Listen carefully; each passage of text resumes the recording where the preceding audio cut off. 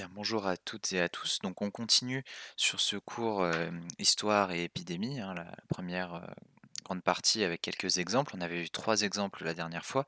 Là, on va avoir trois autres exemples d'épidémies dans l'histoire, de grandes épidémies dans l'histoire. Et donc, on enchaîne avec ce qu'on appelle le choc microbien et l'effondrement démographique des Amérindiens. Vous savez que en 1492, Christophe Colomb arrive en Amérique, croyant être en Asie. Et donc on découvre un nouveau continent et on va commencer à les Européens vont, coloniser, conquérir ce continent et normalement, vous avez vu en seconde que la population des Amérindiens s'effondre. Donc là, je vous ai mis un graphique. Vous avez à 3 endroits différents, donc au Mexique central, au Pérou et à Hispaniola, la population de base qui est une estimation, à l'arrivée des Européens en gros. Et à peu près un siècle plus tard, un peu plus d'un siècle plus tard, on voit très nettement sur ce graphique qu'il y a eu un effondrement démographique. 90 des Indiens vont mourir en un siècle. Alors, il y a plusieurs facteurs qui expliquent cet effondrement démographique. Il y a évidemment des guerres, puisqu'il y a une conquête, donc il y a des Amérindiens qui vont mourir dans ce cadre-là. Il y a des massacres d'Indiens, d'Amérindiens, des mauvais traitements de manière générale, avec l'esclavage, etc. Mais une des causes aussi essentielles, c'est justement la transmission de maladies. Vous avez ici un tableau qui vous montre, dans une région qui est celle de Quito, en à peu près un siècle, les grandes épidémies qui ont lieu. Donc vous voyez qu'il y en a un peu plus d'une dizaine, qui vont frapper, les Amérindiens à cette période-là, notamment la variole qui revient plusieurs fois, entre autres. Or, pourquoi est-ce que ça a été aussi grave? En fait, les Européens ont, apporté avec eux plusieurs maladies qui vont être meurtrières. Donc, comme je viens de le dire, la variole, mais il va aussi y avoir la rougeole, le typhus, la diphtérie, et cetera. Et c'est ces maladies qui ont décimé la population amérindienne parce que en fait, les Amérindiens n'étaient pas immunisés contre, ces maladies. Ce qui se passe, c'est ce qu'on appelle donc, c'était le titre, un choc microbien. Heu, Ça désigne en fait justement, l'accroissement de la mortalité des populations indigènes liées aux maladies venues d'Europe parce qu'ils n'avaient pas de défense immunitaire. Ce qui se passe, c'est que votre corps, en fait, apprend à se défendre contre les maladies.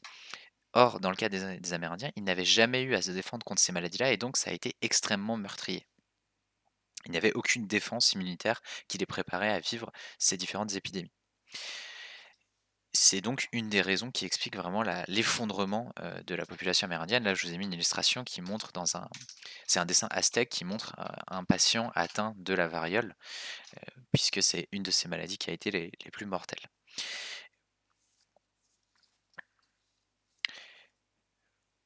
Si on avance un peu dans le temps, on va enchaîner avec un autre exemple qui est ce qu'on appelle la grippe espagnole qui a eu lieu en 1918 et 1919. Alors, la grippe espagnole est bien une épidémie de grippe, mais une grippe qui a été particulièrement sévère et particulièrement contagieuse et qui s'est déclenchée à la fin de la Première Guerre mondiale. Alors, malgré son nom, elle ne démarre pas du tout en Espagne. Les premiers cas identifiés, en fait, sont situés aux États-Unis. En revanche, pourquoi on lui a donné ce nom? Parce que c'est l'Espagne qui est le premier pays à vraiment avoir signalé des cas et fait prendre conscience de la situation, d'où ce nom-là. C'est l'épidémie dans l'histoire récente qui est la plus meurtrière, puisque, il y a 50 millions de morts, ce qui est quand même à peu près 2,5 de la population mondiale. Il faut se rendre compte que cette épidémie a fait 2 fois plus de morts, même plus que 2 fois plus de morts, que la Première Guerre mondiale. Il y a eu plus de morts à cause de cette épidémie qu'à cause de la guerre et elle touche ça a été marquant également parce qu'elle touche, des personnes qui sont, jeunes, bien portantes, heu, aussi, ce qui est une des différences d'ailleurs avec l'épidémie actuelle. Il s'agit là aussi d'une pandémie puisqu'elle se répand à l'échelle mondiale. Vous voyez sur cette carte que plusieurs continents sont touchés. Et cette pandémie, un des points communs avec la crise actuelle, c'est qu'elle va submerger vraiment les systèmes de santé. Vous avez des photos, il y en a plein, je vous en ai mis que 2. Ça, ce sont des photos d'hôpital, donc à chaque fois, on voit qu'il y a énormément de malades qui sont vraiment très proches en plus les uns des autres. Les systèmes de santé ne sont pas capables d'accueillir, dans de bonnes conditions tous, les malades. Les hôpitaux se retrouvent très vite extrêmement, surchargés. Du coup, dans ce contexte, on va construire ce qu'on appelle, des hôpitaux de campagne, c'est-à-dire des hôpitaux temporaires d'urgence, comme ici, je vous ai mis une photo dans le Massachusetts aux États-Unis en 1919 pour accueillir tout cet afflux de malades. Alors, ce qui explique cette pandémie, c'est notamment le fait qu'elle ait lieu à la fin de la Première Guerre mondiale. Il y a plusieurs raisons qui permettent de comprendre ça. La première, c'est que les systèmes de santé sont déjà très fragilisés par la guerre. La santé globale des gens est affaiblie également par plusieurs années de privation liées à la guerre. Enfin, ce contexte de guerre, il favorise aussi la propagation de la maladie parce qu'à la fin de la guerre, il va y avoir énormément de déplacements de population. Les soldats ou les réfugiés vont bouger des fronts à chez eux, les réfugiés vont revenir chez eux, et donc tout ça va contribuer à répandre la maladie. Pour lutter contre cette épidémie, les gouvernements vont prendre aussi des mesures qui, pour le coup, ressemblent à celles qu'on prend aujourd'hui, puisqu'on va fermer les écoles, les théâtres, les églises, les bars pour ralentir la propagation. À côté de ça, on va, en plus d'interdire donc tous les rassemblements, on va encourager les gens à se laver les mains. On va encourager le port du masque. Ici, je vous ai mis 2 photos. Ici, c'est marqué «Wear a mask», donc porter des masques pour éviter de répandre la maladie. Ici, une photo, assez frappante, je trouve, puisque vous avez 2 Français qui mettent: «Le Bosch est vaincu, oui, mais la grippe ne l'est pas», et donc dire qu'il faut mettre des masques pour empêcher de répandre cette maladie.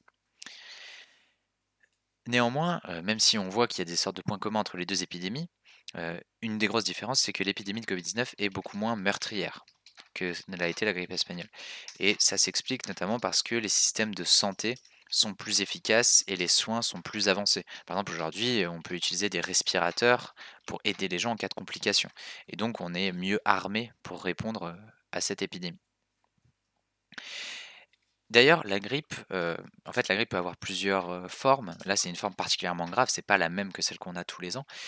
Il y a d'autres pandémies de grippe qui vont être extrêmement meurtrières dans l'histoire, récente, notamment 2. La première qu'on appelle la grippe asiatique en 1957-1958, qui a été, là aussi vous le voyez, une pandémie qui est partie de Chine pour ensuite toucher beaucoup de pays sur plusieurs continents, qui a fait, on estime à peu près, un peu plus d'1 million de morts dans le monde, et une deuxième grippe qu'on appelle la grippe de Hong Kong, qui s'est également répandue, dans plusieurs pays, dans plusieurs continents, qui a fait également, on estime à peu près, un peu plus d'1 million de morts dans le monde. Et c'est d'ailleurs à la suite de ces épidémies de grippe qu'on va développer des vaccins, efficaces contre, cette maladie. Enfin, dernier exemple que je vais aborder dans cette première partie, c'est l'épidémie, de sida qui a lieu depuis 1981. Depuis 1980, parce qu'en fait la maladie a été découverte à cette date et qu'elle devient une pandémie dans les années 1980. Alors le sida est une maladie, qui affaiblit le système immunitaire, c'est-à-dire, ce qui vous permet de vous défendre habituellement contre, les maladies, et donc vous ne mourrez pas directement, enfin les gens qui sont atteints du sida ne meurent pas directement du sida, mais des autres maladies qui sont contractées par ces personnes-là, puisqu'ils y sont plus sensibles.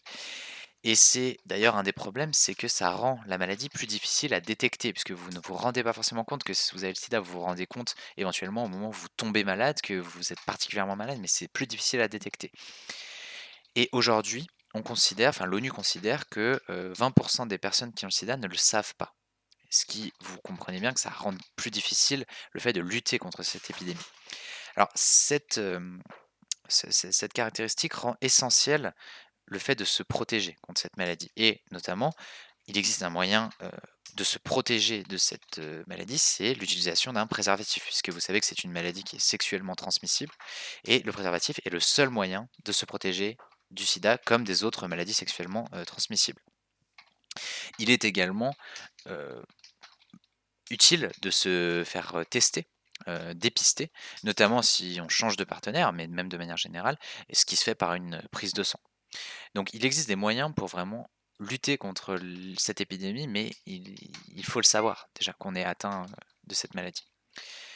Cette épidémie est extrêmement meurtrière également, puisque on estime qu'il y a 32 millions de personnes qui sont mortes de cette maladie depuis le début de l'épidémie, donc depuis le début des années 80, en 2018. Là aussi, c'est une pandémie, là je vous ai mis une carte, on voit bien qu'elle touche à peu près tous les pays du monde.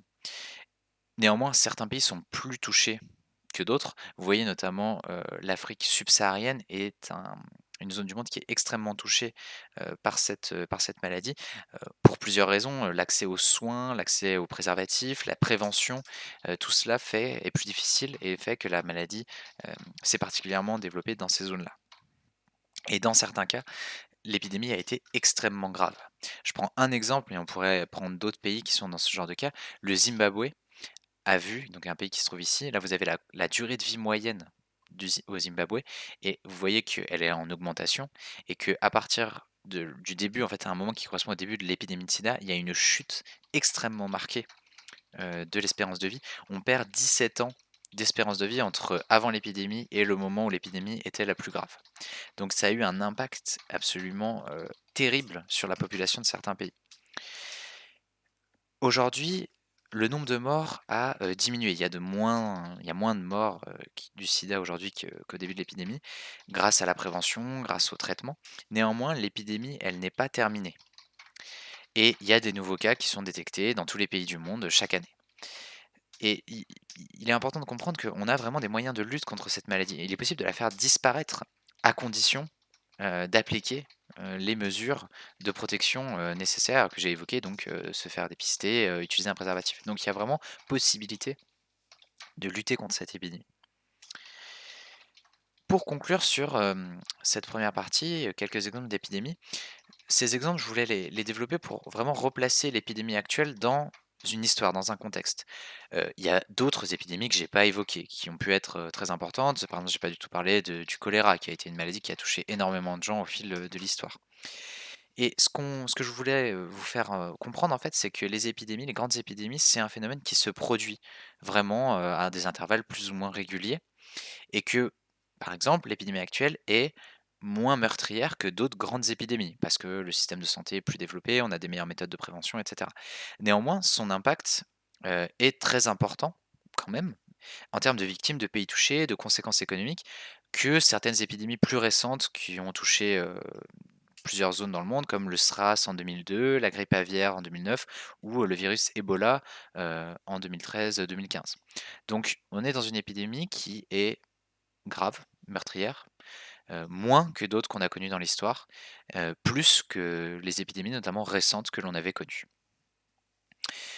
Voilà pour, cette première partie et on poursuivra, la prochaine fois avec une deuxième partie pour étudier un peu les points communs entre toutes ces épidémies.